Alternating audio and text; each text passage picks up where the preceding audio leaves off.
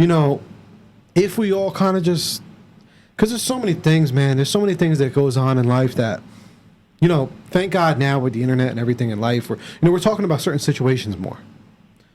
But there's so many things in life that happen, and people just keep it behind closed doors, and the stuff that we all go through.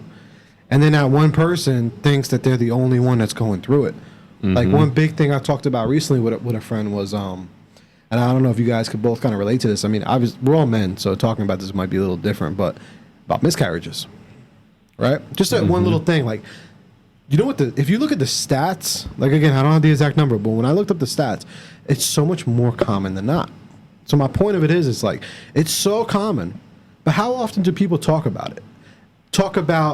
There's so many different sides, and I'm talking about the emotional side. Yeah. You know, I'm like, people don't even talk about those things. Yeah, they talk about, having a baby and all that, but the stats, if like one of us Googled it right now, it shows you how many miscarriages happen all the time.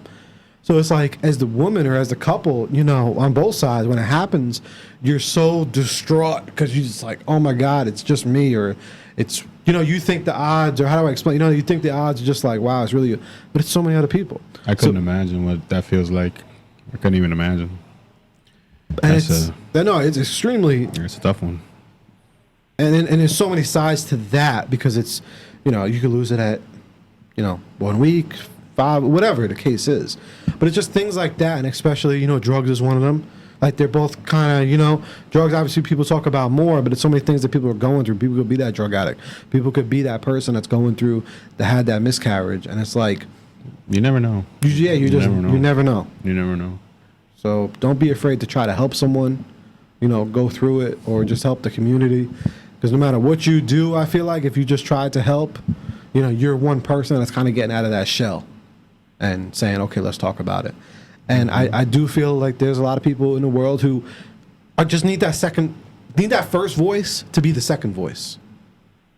Not a lot of people are willing to say, like, the video I put up, right? Maybe not many people were to be down to be the first one to say, you know what, I agree. I feel you, right? But it had to be the first one to say at least my thought, my opinion, right? And then if someone else had the same opinion as me, it took me to do that first step for them to say I agree.